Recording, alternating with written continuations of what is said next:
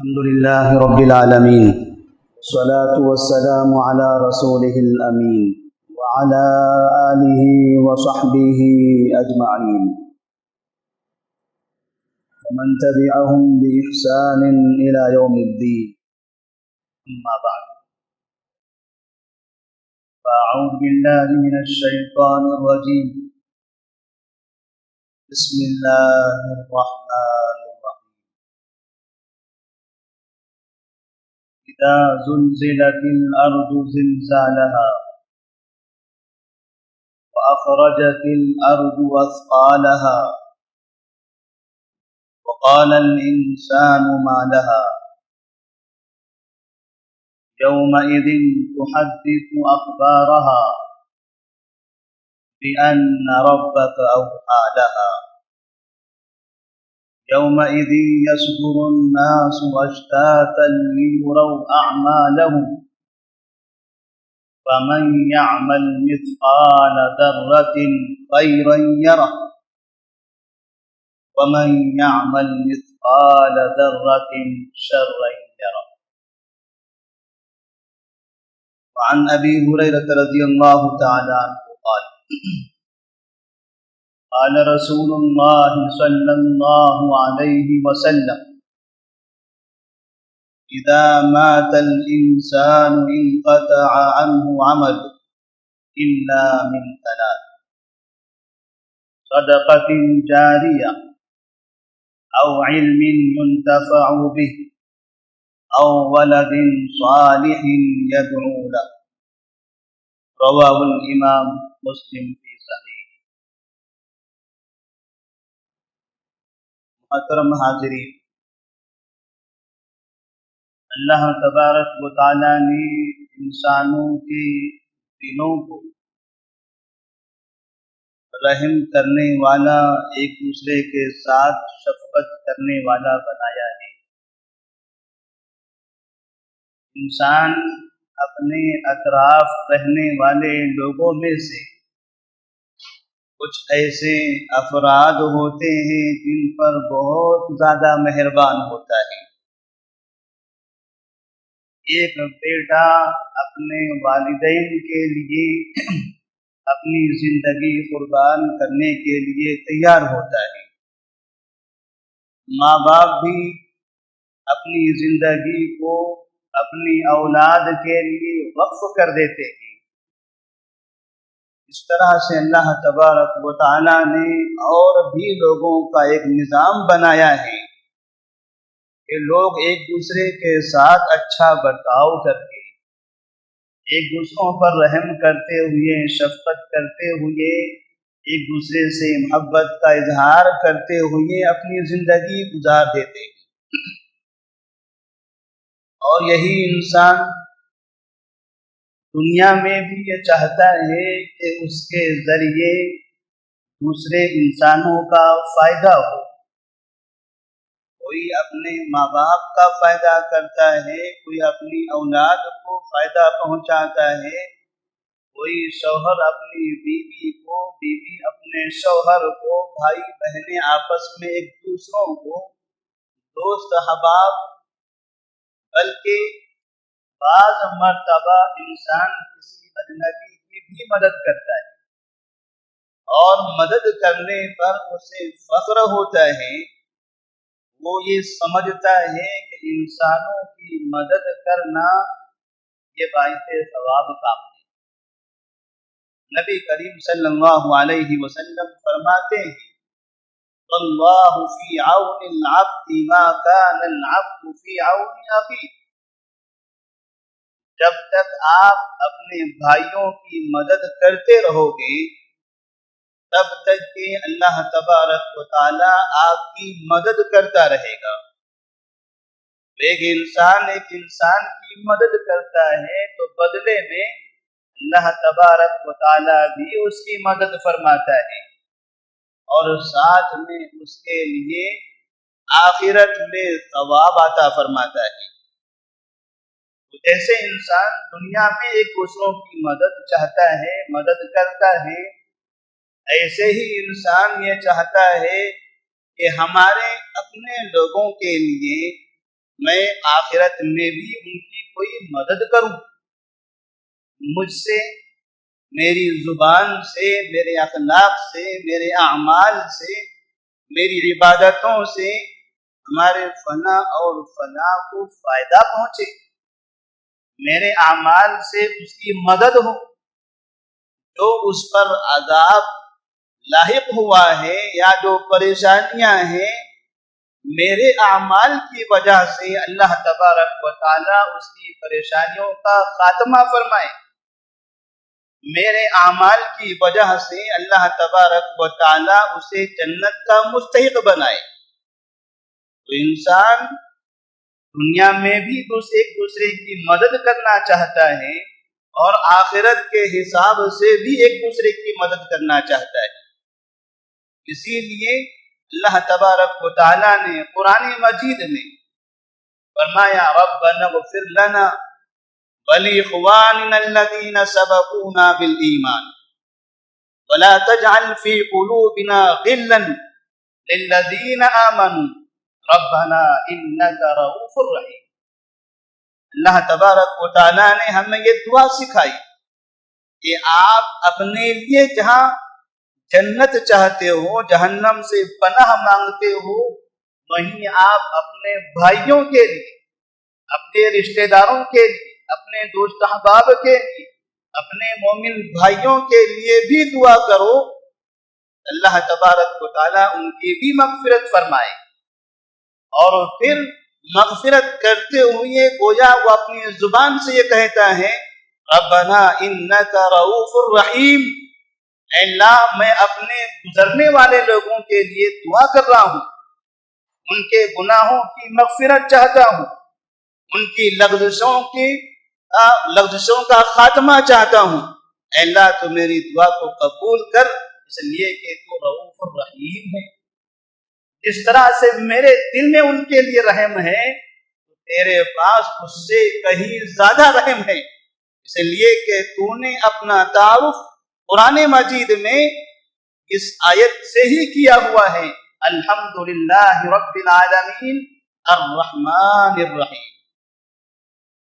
ایک انسان جب کسی کی مدد چاہتا ہے آخرت میں، اس چیز کو ہمارے معاشرے میں کہا جاتا ہے ایصال ثواب. کسی مرنے والے شخص کو اپنے عمل کا ثواب پہنچانا.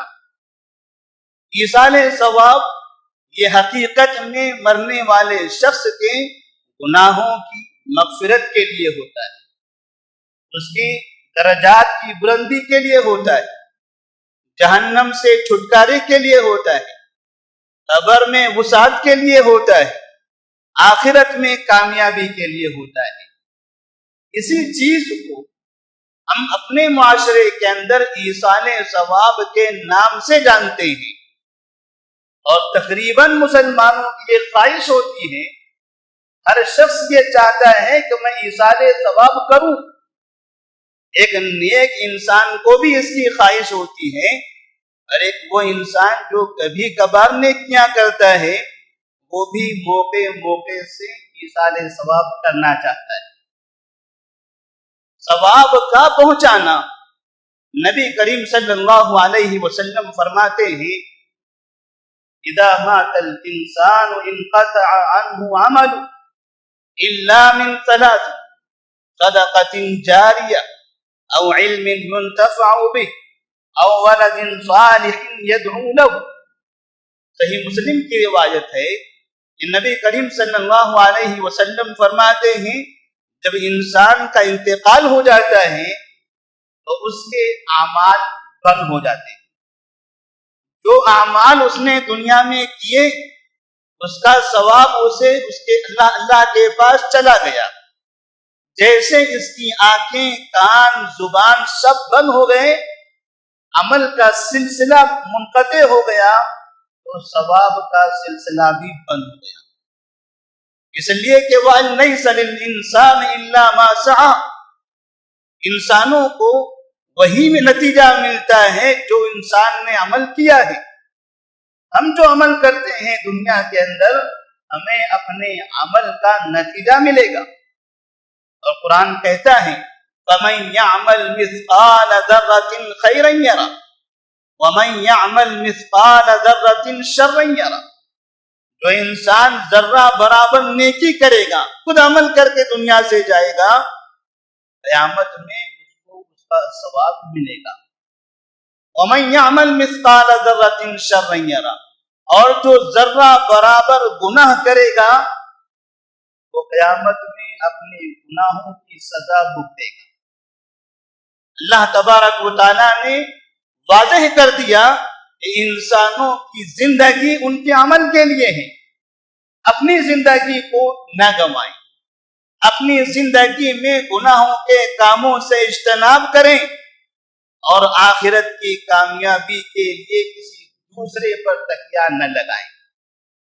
یہ نہ تصور کریں کہ میں بس گنہگار انسان ہوں، اس دنیا سے چلا جاؤں گا، میری اولاد کی تعداد بہت ہے، میرا خاندان بڑا ہے، میرے رشتہ دار بہت ہیں، مجھے چاہنے والے بہت ہیں، میں گناہوں کی شکل میں اللہ کے پاس جاؤں گا، لیکن بعد میں یہ میرے چاہنے والے میری بخشش کروا دیں گے.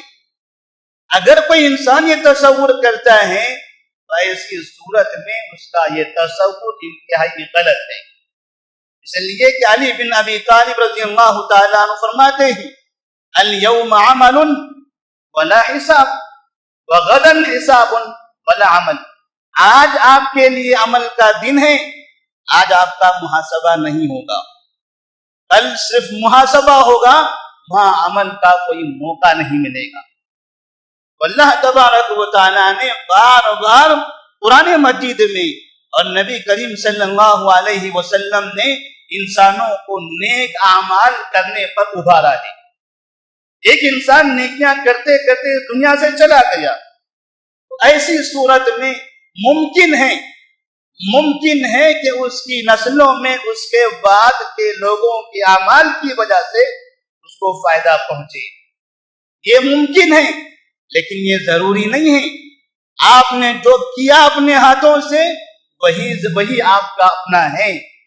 اگر آپ پوری زندگی کے لیے، اپنی آخرت کی زندگی کے اچھے اور برے کے فیصلے کے لیے خود پر بھروسہ نہیں کرتے ہو، کسی دوسرے پر تکیہ لگاتے ہو کہ میں چلا جاؤں گا، میں تو گنہگار ہوں، وہ فلاں مجھے چھٹکارا دلا دیں گے، تو ایسی صورت میں یہ انتہائی بڑی نادانی کی بات ہے. نبی کریم صلی اللہ علیہ وسلم بھی جانتے تھے کہ ان کے ماننے والی مخلوق تو بہت ہے، ان سے محبت کرنے والوں کی تعداد بے شمار ہے. صحابہ رضی اللہ تعالیٰ عنہ کوئی ایسا وقت نہیں گوائیں گے کہ جب نبی کے لیے دعا نہ کرتے ہو. نبی کریم صلی اللہ علیہ وسلم کے لیے پوری امت دعائیں کرتی ہے. اس کے باوجود آپ صلی اللہ علیہ وسلم رات کی تاریکی میں گھر میں تنہا کھڑے رہ کر اللہ کی عبادت کرتے تھے. آنکھوں سے آنسو جاری ہوتے تھے، آنکھوں سے آنسو نکلنے کی بنا پر آپ کی داڑھی تر ہو جاتی تھی، پیروں میں سوجن آ جاتا تھا. صحابہ پوچھتے تھے یا رسول اللہ صلی اللہ علیہ وسلم، اللہ نے آپ کے سارے گناہ معاف کر دیے ہیں، آپ کا کوئی گناہ نہیں ہے، آپ تو سراپا نیکی کا مجسم ہو، آپ تو دنیا کے لیے آئیڈیل ہو، بھلا آپ میں کہاں کون سی کوتاہی ہے کہ اتنی عبادت کرنے کی کیا ضرورت ہے؟ کیوں اپنے نفس کو پریشان کر رہے ہو؟ رات میں آرام کیجئے، پیروں کو تکلیف نہ ہو. نبی کریم صلی اللہ علیہ وسلم فرماتے ہیں افلا اکون عبدا شکورا، میں نیک ہوں اس میں کوئی شک نہیں، کیونکہ میں اللہ کا مبعوث کیا ہوا نبی ہوں، میں ساری دنیا کے لیے آئیڈیل ہوں. لیکن اس نیکی کا مطلب یہ نہیں ہے کہ میں اب نیک کام کرنا پھر چھوڑ دوں. اس نیکی کا مطلب یہ نہیں ہے کہ میں ایک مقام تک پہنچ گیا اب مجھے عبادت کی ضرورت نہیں ہے. مجھے ہر حالت میں عبادت کی ضرورت ہے. نیک بن گیا تو اس نیک بننے پر اللہ کا شکر ادا کرتے ہوئے پھر میں اللہ کی عبادت کرتا ہوں. نبی کریم صلی اللہ علیہ وسلم نے اپنے آپ پر، اپنی زندگی پر اعتماد کیا، خود عمل کر کے آپ چلے گئے، آپ نے دوسروں پر تکیہ نہیں لگایا. انسان جو عمل اپنی زندگی میں کرتا ہے حقیقت میں وہی اس کے اعمال کا صلہ ہے.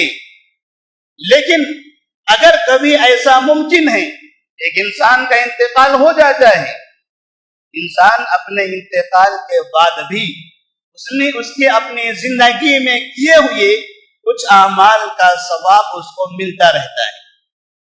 کچھ ایسے عمل ہوتے ہیں کہ جب عمل کیا تب ثواب مل گیا, ختم ہو گیا, عمل ختم ثواب بھی بند. کچھ ایسے عمل ہوتے ہیں عمل کیا تو ثواب اس کا جاری رہتا ہے, ثواب ختم نہیں ہوتا.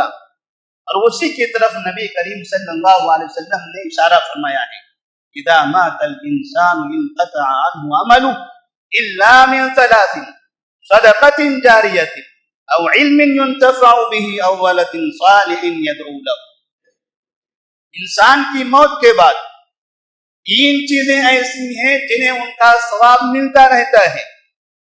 سب سے پہلے آپ نے فرمایا صدقہ جاریہ.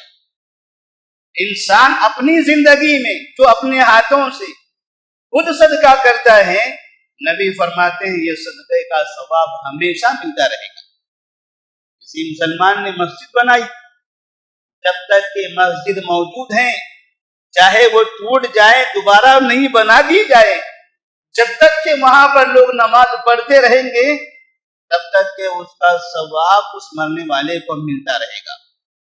اس نے اپنی زندگی میں 10 لاکھ روپیہ خرچ کیا, ایک مسجد تعمیر کر دی, قیامت تک اس 10 لاکھ کا ثواب اس کو حاصل ہوتا رہے گا. کسی شخص نے ایک جگہ پر کنواں کھودا, قوم کے فائدے کے لیے, انسانوں کے پینے کے لیے, جانوروں کے پینے کے لیے. نبی فرماتے ہیں جب تک کہ اس سے فائدہ اٹھایا جاتا رہے گا تب تک کہ اس کا ثواب اس کو ملتا رہے گا. وہ چیز 10 سال تک باقی رہے, 100 سال تک باقی رہے یا 1000 سال تک باقی رہے, 60 سال کی زندگی گزار کے چلا گیا اور اس کا ثواب 1000 سال تک بھی اس کو مل رہا ہے. جن لوگوں نے دنیا میں خیر کے کام کیے ہیں, آج ان کے خیر کی وہ چیزیں جو موجود ہیں یہ سب ان کے ثواب جاریہ کے لیے.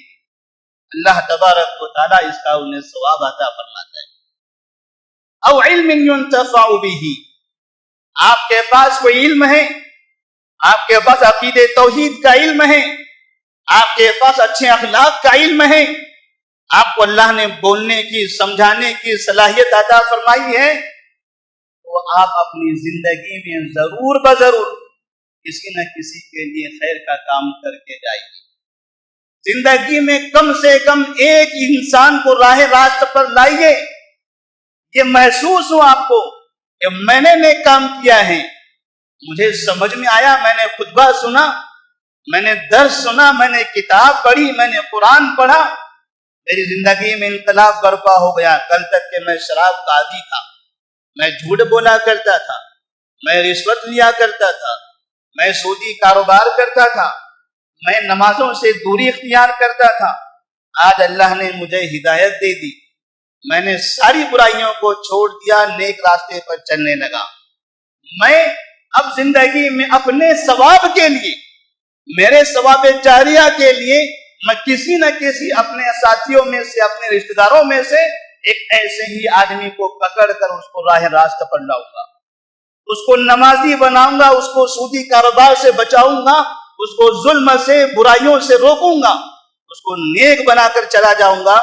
میری زندگی میں جتنے میرے کام ہوئے اس کا ثواب تو مجھے مل گیا, لیکن میرے بعد جب تک یہ انسان زندہ رہے گا پھر یہ کسی اور کو سمجھائے گا, کیونکہ میں نے اس کو نیک بنایا تھا.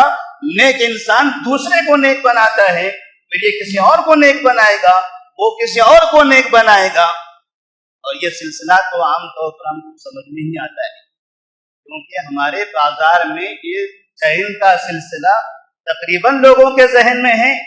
کیسی لوگ تجارت کرتے ہیں, کیسے پہلے والے آدمی کو بعد والے لوگوں کا فائدہ ملتا ہے. اللہ تبارک و تعالیٰ نے ثواب میں یہ طریقہ بنایا ہے.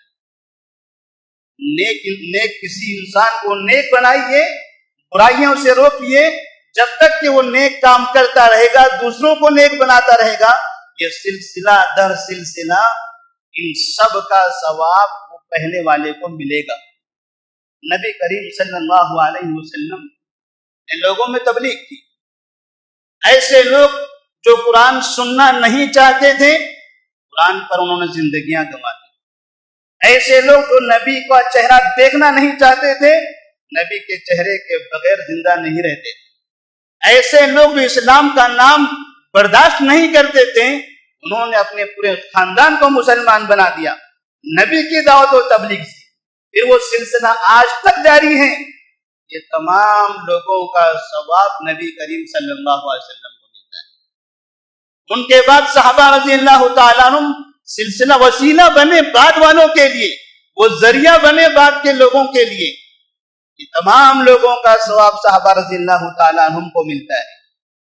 محدثین ہیں، فقہا ہیں، اسلاف ہیں، ہمارے نیک لوگ ہیں، جن لوگوں نے بھی یہ خیر کے کام کیے ہم تک پہنچایا ہے، ان سب کو پوری دنیا کے مسلمانوں کا ثواب مل رہا ہے۔ او علم ينتفع به، نبی کریم صلی اللہ علیہ وسلم فرماتے ہیں علم لوگوں میں عام کرتے جاؤ، اس کا ثواب آخرت میں جب ملے گا، اللہ تبارک و تعالیٰ کے سامنے آپ کو بلایا جائے گا، کچھ تحفے دیے جائیں گے تو تعجب کرے گا انسان، اتنی نیکیاں میں نے کہاں کی، اتنا بڑا انعام مجھے دیا جا رہا ہے، اتنی نیکیاں میں نے کہاں کی تھی۔ اللہ تبارک و تعالیٰ کہے گا تو نے فلاں نیک کام کیا تھا، وہ نیک کام آگے بڑھتا رہا قیامت تک چلتا رہا، اس کا تمہیں علم نہیں تھا، ان سب کا ثواب تمہارے دفتر میں لکھا گیا۔ یہ اسی کا بڑا ثواب، اسی کا انعام ہے۔ او ولد صالح یدعو لہ، نبی کریم صلی اللہ علیہ وسلم فرماتے ہیں نیک اولاد، جس طرح سے ایک انسان پیسہ کماتا ہے، خیر کے کام میں صرف کرتا ہے، اس کا ثواب ملے گا، ایسے ہی ایک انسان اپنے بچے کو نیک بناتا ہے اور وہ بچہ نیک کام جب تک کرتا رہے گا تب تک کہ باپ کو ثواب ملتا رہے گا۔ بیٹے کو ہم نے نیک بنایا، بیٹے نے اپنے بیٹے کو نیک بنایا، اس نے ان کے بچوں کو نیک بنایا، سلسلہ ہم سے شروع ہوا، جہاں تک کہ یہ سلسلہ چلتا رہے گا ان سب کا ثواب، چاہے وہ میرا بیٹا مجھے اپنی زبان سے کہے یا نہ کہے، وہ نماز پڑھتا ہے مجھے ثواب ملتا ہے، وہ قرآن کی تلاوت کرتا ہے مجھے ثواب ملتا ہے، کیونکہ قرآن پڑھنا میں نے سکھایا تھا، نماز کی تعلیم میں نے دی تھی، خیر کا کام کرنے کی تلقین میں نے کیا تھا، میں اسے ہاتھ پکڑ کر سکھاتا تھا کہ زکوٰۃ اور صدقہ کرنا ہے، وہ مجھے دیکھ کر زکوٰۃ اور صدقہ کرنے کا عادی بن گیا، میں ذریعہ بنا۔ یہ خیر کے کام کے ذریعے جب تک بنتے چلے جائیں گے، نسل در نسل اللہ تبارک و تعالیٰ اسے ثواب عطا فرمائے گا۔ ابن ماجہ کی روایت میں اور بھی کئی ایسی چیزوں کا تذکرہ ہے۔ آپ نے کہیں پر درخت لگا دیا، اس درخت سے لوگ سایہ حاصل کر رہے ہیں، اس درخت کا لوگ پھل کھاتے ہیں، پرندے آتے ہیں بیٹھتے ہیں اپنا اناج لے کر جاتے ہیں، نبی فرماتے ہیں اس کا بھی ثواب ملے گا، اس کا بھی ثواب ملتا جائے گا۔ معاشرے کے اندر محلے میں کوئی نقصان دہ چیز تھی جس کی وجہ سے پورا محلہ پریشان تھا، سب سے آگے میں بڑھا، میں نے ہمت کیا، لوگوں کی دادا گیری، لوگوں کا خوف، ان سب کو میں نے پیچھے کر دیا اور اپنی قوم کی بھلائی کے لیے، ان کی آسانی کے لیے میں نے فلاں کام کر دیا۔ جب تک کہ اس کام سے لوگ فائدہ حاصل کرتے رہیں گے، ان کے دلوں سے دعائیں نکلے گی، وہ چاہے زبان سے کہے نہ کہے، میں نے قوم کو فائدہ پہنچایا ہے، جب تک کہ فائدہ ہوگا مجھے اس کا ثواب ملے گا۔ مثال ثواب، نبی کریم صلی اللہ علیہ وسلم نے ایسی کچھ چیزوں کا تذکرہ فرمایا ہے۔ سعد بن عبادہ رضی اللہ تعالیٰ عنہ نبی کریم صلی اللہ علیہ وسلم کے پاس آتے ہیں اور کہتے ہیں یا رسول اللہ صلی اللہ علیہ وسلم، میرے والد کا انتقال ہو گیا، انتقال کے وقت میں وہاں موجود نہیں تھا، میں کسی دوسرے علاقے میں تھا، یہاں آنے سے پہلے تک ان کی تدفین بھی ہو گئی، اب میں پہنچا ہوں، مجھے کافی غم ہے، क्या मैं अपने वालिद के लिए कोई चीज सदका करूं तो उन्हें सवाब मिलेगा? नबी ने फरमाया नाम, हाँ, अगर आप अपने वालिद के लिए कोई चीज सदका करना चाहते हो तो उसको सवाब मिलेगा। तो साथ ही मुबादा रज़ी अल्लाह तआला अन्हु फरमाते हैं, एक रिवायत में है कि उनकी वालिदा का इंतकाल हुआ था। साथ ही मुबादा कहते हैं कि आपने फरमाया, ऐ मोहम्मद सल्लल्लाहु अलैहि वसल्लम, या रसूलुल्लाह सल्लल्लाहु अलैहि वसल्लम, आप गवाह रहिए, ये मेरा खजूर का बाग मेरे नजदीक बहुत ज्यादा महबूब है, जिंदगी भर मैंने इसमें मेहनत की है, मैं अपना ये महबूब माल अल्लाह की राह में मेरे वालिदा की तरफ से सदका कर देना चाहता हूँ। नबी करीम सल्लल्लाहु अलैहि वसल्लम को गवाह बनाया और उन्होंने सदका कर दिया। आप फरमाते हैं जब तक कि ये रहेगा, इससे कौम के लोग फायदा उठाते रहेंगे, तुम्हारे वालिद को वालिदा को इसका सवाब मिलता रहेगा। नबी करीम सल्लल्लाहु अलैहि वसल्लम के सामने ऐसे कई वाक़ियात आए, आपने लोगों को तरगीब दिलाई कि अपने गुजरने वाले लोगों का ख्याल करो।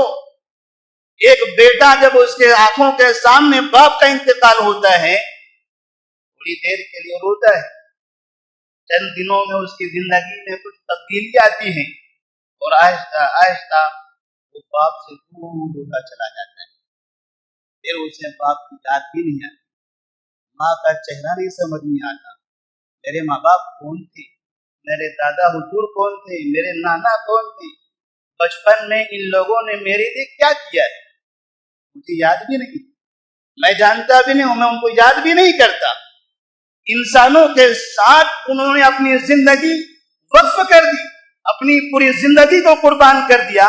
आज जब हमारे पास मौका है उनको सवाब पहुंचाने का, उन्हें फायदा पहुंचाने का, आज हम मतलबी बन गए।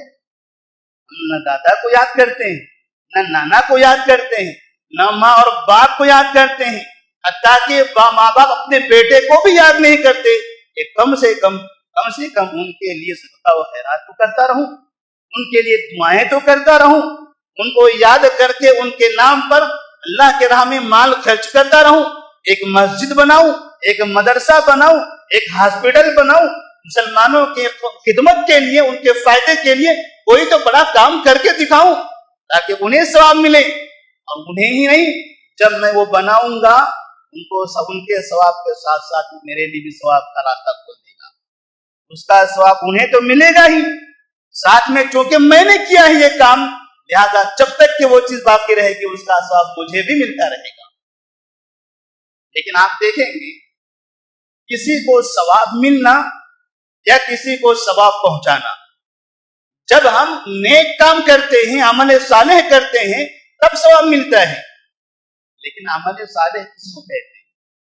कौन से अमल से सवाब मिलता है? क्या कोई भी इंसान कोई भी काम कर ले तो सवाब मिलेगा? नबी करीम सल्लल्लाहु अलैहि वसल्लम ने फरमाया, मन आमिला अमलन लैसा अलैहि अमरुना फहुव रद्द। आप ऐसा काम करते हो जो काम का तरीका मेरा तरीका नहीं है, तो आपके उस काम का कोई फायदा नहीं, न आपको फायदा, न आपके मरने वालों को फायदा, किसी को फायदा नहीं मिलेगा। इसीलिए नेक काम का सवाब खुद के लिए या नेक काम का सवाब अपने वालिदैन मरने वालों के लिए पहुंचाना चाहते हो तो उसके लिए दो शर्तें हैं। पहली शर्त है काम में मुखलिस होना, वो काम अल्लाह की रजा की खातिर हो, शोहरत के लिए, रियाकारी के लिए, सेठ साहब मुझे कहें, पहलवान साहब मुझे कहें, अल्लामा मुझे कहें, अहले खैर मुझे लोग पहचाने, नहीं, मैं चाहता हूं कि अल्लाह तबारक व तआला को खुश करूं।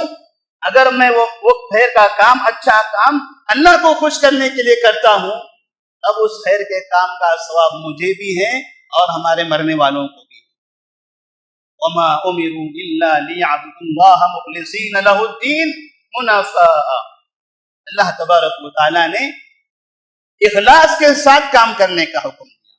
और दूसरी चीज, जो नेक काम का सवाब मैं चाहता हूं या अपने मरने वाले को पहुंचाना चाहता हूं, वो नेक काम नबी के बताए हुए तरीके के मुताबिक हो। अगर वो नबी के बताए हुए तरीके के मुताबिक नहीं है, आप उसको नेक समझते हो, اس نیک کا آپ کو گناہ ملے گا، ثواب نہیں ملے گا۔ کام نیک ہوگا لیکن بجائے اس کا ثواب ملنے کے گناہ ملے گا، یہاں تک کہ اگر مرنے والے نے آپ کو یہ کام بتایا تھا، وہ بتا کر چلے تھے، تو اس گناہ کا کام کا گناہ ان کو بھی ملتا رہے گا۔ من عمل عملا لیس علیہ امرنا فہو رد۔ مثال کے طور پر ہمارے اس معاشرے کے اندر، ہندوستان کے علاقے میں ایک زمانے تک مسلمان خواتین مساجد میں نہیں آ سکتی، 1000 سال کا زمانہ گزرا ہے ہندوستان کی تاریخ میں، جب 1100 سال مسلمانوں نے حکمرانی کی، بادشاہ مسلمان ہوا کرتے تھے۔ ان بادشاہوں کے دور میں علماء اکرام جو بادشاہوں کے قریب ہوا کرتے تھے، ان لوگوں نے ہندوستان کی تمام مساجد میں عورتوں کے لیے راستے بند کر دیے ہوئے تھے۔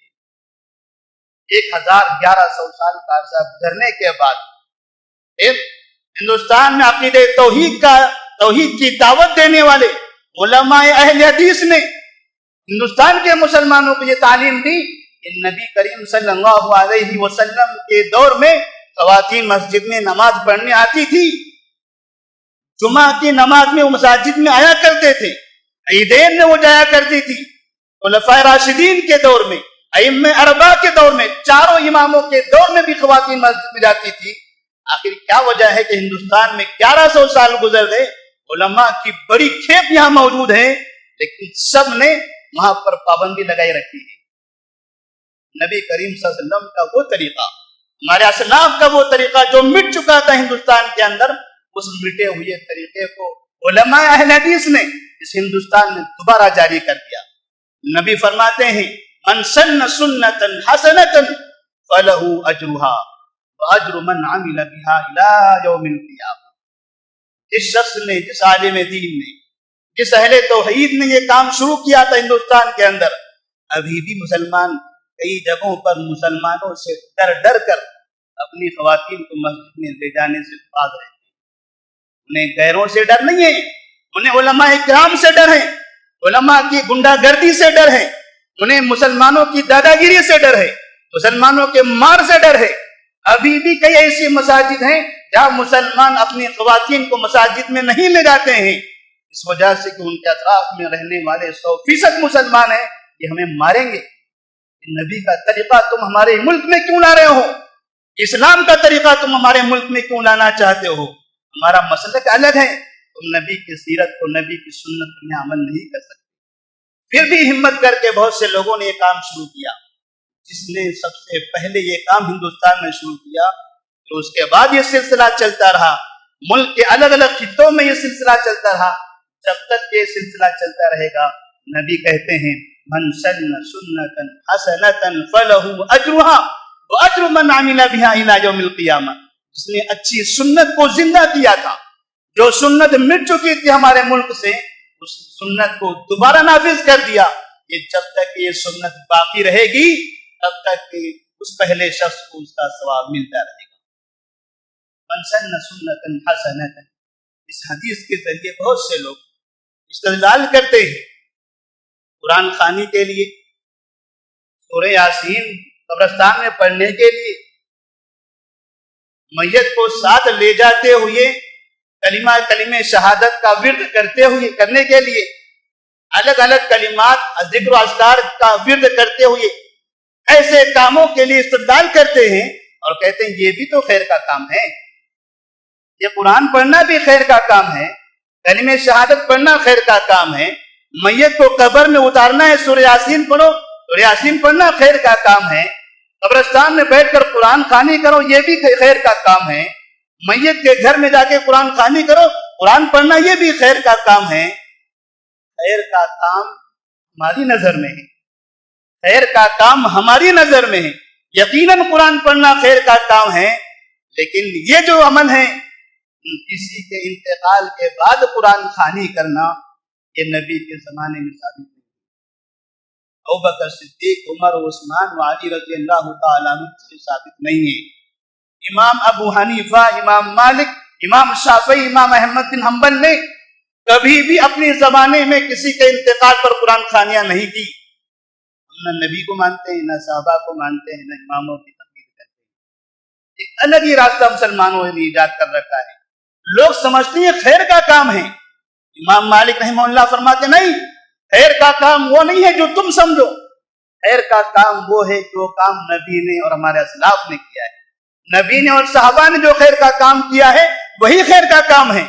لہٰذا اپنی طرف سے کسی چیز کو اگر خیر کا کام سمجھو گے تو آپ کو اس کا ثواب نہیں ملے گا. ایصال ثواب میں ہم نے کچھ ایسی چیزیں بتائی جن چیزوں کا ثواب ملتا ہے. ایصال ثواب میں کچھ ایسی چیزیں ہیں جن چیزوں کا گناہ ملتا ہے. ہم ایصال ثواب چاہتے ہیں لیکن کرتے ہم ایصال گناہ ہیں. ہم میت کو نقصان پہنچاتے ہیں اور سلسلہ در سلسلہ میت کے رجسٹر میں گناہ کا بھرمار کر دیتے ہیں. نبی کریم صلی اللہ علیہ وسلم فرماتے ہیں من سن سنتا سیئتا فعلیہ وزرها ووزر من عمل بها الى یوم القیامہ. تو انسان کوئی برا طریقہ اختیار کر لے، برا طریقہ ایجاد کر لے، برا طریقہ شراب نوشی نہیں، چوری نہیں، زناکاری نہیں، جھوٹ بولنا نہیں، یہ سب تو حرام ہے.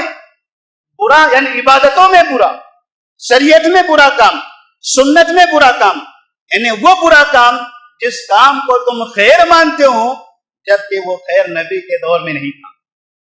تم ایسے کام کو خیر کا کام مانتے ہو، ثواب کا کام مانتے ہو جو ثواب کا کام صحابہ رضی اللہ تعالیٰ عنہ نے نہیں کیا تھا. جیسے قرآن خوانیاں ہیں، اسی طرح سے قبروں پر چادریں چڑھانا ہے، قبروں کو پکا بنانا ہے، قبروں پر چونے لگانا ہے، قبروں پر پودے لگوانا ہے، قبروں کے اطراف میں کھڑے رہ کر سورہ یاسین پڑھنا ہے اور قبر کے پاس کھڑے رہ کر نہ جانے کون کون سی چیزوں کا اظہار کرنا ہے. نبی کے زمانے میں کئی صحابہ کا انتقال ہوا، امہات المومنین میں سے بھی کئی لوگوں کا انتقال ہوا، نبی کی اولاد کا بھی انتقال ہوا. نبی کریم صلی اللہ علیہ وسلم مدینہ کے بقیع میں جایا کرتے تھے. آپ نے وہاں مردوں کو دفن کیا ہے. نبی نے کبھی بھی کسی قبر کو پکا نہیں بنایا. ہم مسلمان قبروں کو پکا بنا کے ثواب سمجھتے ہیں. نبی نے کبھی بھی کسی بھی قبر پر سوائے ایک واقعے کے اس کے بعد زندگی میں جتنے لوگوں کا انتقال ہوا کبھی بھی کسی کی قبر پر پودے اور درخت نہیں لگائے. ہم یہ پودے اور درخت لگا کر اس کو ثواب سمجھتے ہیں. نبی نے فرمایا من عمل عملا لیس علیہ امرنا فہو رد. تو ایسا کام کرتا ہے اس کو سمجھتا ہے کہ یہ ثواب کا کام ہے لیکن وہ کام ہمارا کام نہیں تھا، وہ کام مردود ہے. اگر وہ کام اس کے باپ کیا کرتے تھے، اس کے دادا اور نانا کیا کرتے تھے، اپنے بچوں کی انگلیاں پکڑ کر قبرستان لے جاتے تھے، وہی کام اس سے کرواتے تھے. جب تک کہ یہ اولاد وہ کام سلسلہ نسل در نسل کرتے رہیں گے تب تک کہ وہ دادا اور نانا کے کھاتے میں گناہ بھرتے چلے جائیں گے. من سن سنتا سیئتا فعلیہ وزرها. گناہ کا طریقہ معاشرے کے اندر، محلے کے اندر، اپنے علاقے میں ایجاد کر دینا اور خوشیاں منا لینا، یہ سمجھنا کہ ہم خیر کا کام کر رہے ہیں. امام مالک فرماتے ہیں یہ امت اس وقت تک کامیاب نہیں ہو سکتی جب تک کہ وہ کام کرے کہ جو کام ہمارے پہلے لوگوں نے کیا تھا. ہمارے پہلے لوگوں نے کیا تھا، نبی نے اور صحابہ نے جو کام کیا تھا. جریر بن عبداللہ رضی اللہ تعالیٰ عنہ فرماتے ہیں قلنا نعد الاجتماع على اہل المیت وصنیعۃ الطعام من النیاحہ. لوگ کسی کے انتقال کے بعد اس کے گھر جمع ہوتے ہیں اور گھر جانے کے بعد اعلان ہوتا ہے آئیے سب لوگ کھانا کھائیں. میرے گھر میں والد کا انتقال ہوا، میں پورے محلے والوں کو کھانے کی دعوت دے رہا ہوں، آئیے ہمارے گھر میں کھانے کی دعوت ہے. 3 دن ختم ہوتے ہیں، آئیے کھانے کی دعوت ہے. 10واں دن آتا ہے، آئیے کھانے کی دعوت ہے. نیت ہے میری صدقہ کرنا. میں یہ سمجھتا ہوں کہ میں والد کے لیے صدقہ کر رہا ہوں. صدقہ غریبوں کا حق ہے اور کھانے والے میرے چچا، میرے ماموں، میرے بھائی، میرے دوست، محلے کے صدر، محلے کے سیٹھ صاحب، محلے کے مالدار، یہ پورے فقیر بن کر ہمارے گھر پہ آتے ہیں اور سب کے سب صدقہ خیرات کھا کے چلے جاتے ہیں. مرنے والے کی نیت یہ تھی یہ صدقے کا کھانا ہے، اس سے مرنے والے کو ثواب ملے گا. صدقہ کھایا کس نے؟ مگر میں نے نیت کیا تھا صدقے کی، لیکن کھانے والے میں سے ایک بھی غریب آدمی نہیں۔ پورے میرے خاندان کے لوگ، پورے میرے چاہنے والے لوگ، ایسے لوگوں کو میں نے صدقہ کھلا دیا، وہ صدقہ کھانے والے بھی گنہگار۔ میں جانتا تھا کہ یہ مالدار ہے، صدقے کا مستحق نہیں ہے، میں نے اسے بھی کھلا دیا، میں بھی گنہگار، کیونکہ میرا اپنا صدقہ غلط جگہ پر گیا ہے اور اس نے صدقے کا مال کھایا ہے، لہذا وہ بھی گنہگار۔ جب بھی نبی کی سنت کو چھوڑیں گے وہاں پر کبھی نہ کبھی برائی میں مبتلا ہوں گے۔ نبی کریم صلی اللہ علیہ وسلم نے کبھی انتقال کے بعد تیسرے دن، 10ویں دن، 40ویں دن، برسی کے دن یہ سمجھ کر کہ میت کو ثواب ملے گا ایسا کھانا آپ نے نہیں کھلایا تھا۔ آپ نے صدقہ کرنے کا حکم دیا تھا، غریبوں کی مدد کرنے کا حکم دیا تھا۔ جریر بن عبداللہ رضی اللہ تعالیٰ عنہ فرماتے ہیں ہم اپنے زمانے میں گھروں میں لوگوں کو بلانا، کسی انسان کے مرنے کے بعد اور ان کے لیے کھانا تیار کرنا یہ حرام کاموں میں سے سمجھتے تھے۔ قُلْنَا نَعُدُّهُ مِنَ النِّيَاحَةِ، نوحہ ماتم جس کو کہا جاتا ہے انتقال کے بعد، نوحہ ماتم کرنا حرام ہے، وہ کہتے تھے ہم اس کو نوحہ ماتم میں سے سمجھتے تھے۔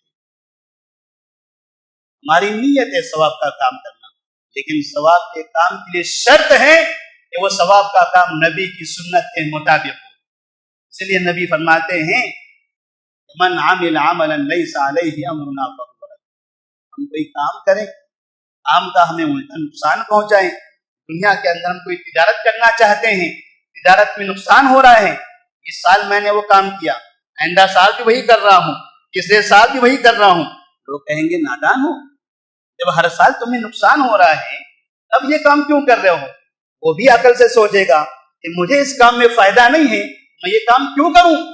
دنیاوی معاملات میں انسان یہ سوچتا ہے اور دینی معاملات میں اس سے عقل نہیں ہوتی، وہ نہیں سمجھتا کہ مجھے نقصان ہو رہا ہے۔ تو ثواب کا کام وہی ہے جو نبی کی سنت کے مطابق ہو۔ ہم اپنے اولاد، اپنے والدین کے لیے، اپنے رشتہ داروں کے لیے، دوست احباب کے لیے جو ثواب جاریہ ایصال ثواب کرنا چاہتے ہیں ایسا کام کریں جس کام سے ہمیں بھی ثواب ملے، انہیں بھی ثواب ملے۔ ہم صدقہ و خیرات کریں، ہم لوگوں کو پانی فراہم کریں، ہم مساجد بنائیں، ہم مدرسوں میں تعاون کریں، ہم لوگ غریبوں کی مدد کریں، ہم ہاسپٹل بنائیں، ایسا کام کریں جس سے غریب عوام کا فائدہ ہو اور وہ فائدہ ہمیشہ ہوتا رہے۔ اللہ تبارک و تعالیٰ سے دعا ہے کہ اللہ تبارک و تعالیٰ ہمیں نئے کام کرنے کی توفیق عطا فرما۔ اللہ ہمیں اپنے والدین کے لیے، اپنے مرنے والوں کے لیے، ثواب جاریہ کے لیے نئے کام کرنے کی توفیق عطا فرما۔ اللہ ہمیں نبی کی سنت پر عمل کرنے کی توفیق عطا فرما۔ ایسے تمام کاموں سے ہمیں منصب کو محفوظ رکھیں جس کاموں پر گناہ ہو اور گناہ سلسلہ در سلسلہ چلتا ہو۔ اللہ ہمیں تمام قسم کی بدعات و خرافات سے محفوظ رکھیں۔ وآخر دعوانا الحمدللہ۔